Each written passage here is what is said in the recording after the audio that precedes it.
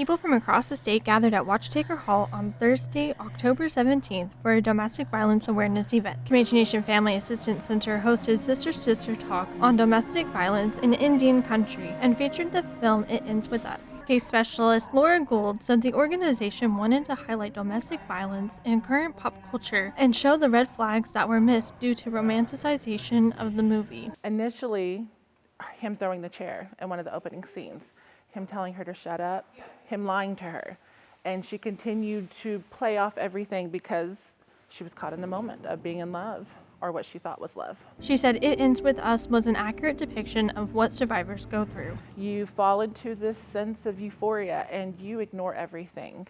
And isolation becomes key, and you begin to fall more and more into this situation that's very hard to get out of sometimes. And some people are lucky to get out of, and some people aren't very lucky to get out of it as well. Gould said domestic abuse has a wide range of definitions. It is mental, it is physical, it is spiritual, it's isolating. It can start as simple as mental manipulation, and sometimes it can and will escalate into physical. So you can't just discredit one case over the other. Abuse is abuse, no matter what.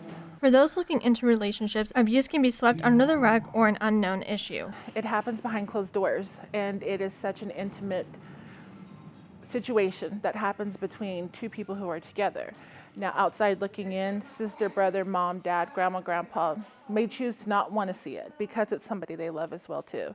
They may choose to ignore the signs. Looking in from the outside, it can look totally perfect. You can walk by dozens of people a day and think they are completely happy. Unfortunately, it's something that's swept under the rug for them. As for signs of someone who may be in an abusive relationship, in the relationship, I would look for isolation first. He begins to cut you off from texting friends, going to hang out with friends. Sometimes it starts with a little push. It won't happen again.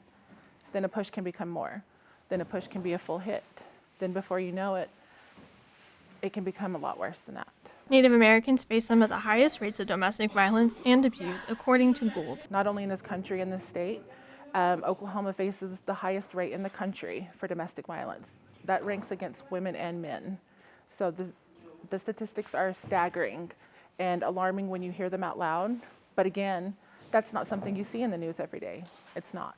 She said if someone sees something, they should say something, no matter their age, relationship, or situation, and no help is available for survivors and also the abusers who recognize patterns of behavior. Sit them down, talk to them, offer your ultimatums, give them the numbers to shelters, to counseling services, the national hotline for domestic violence. The best thing you can do is get involved. Stay involved for as long as you can.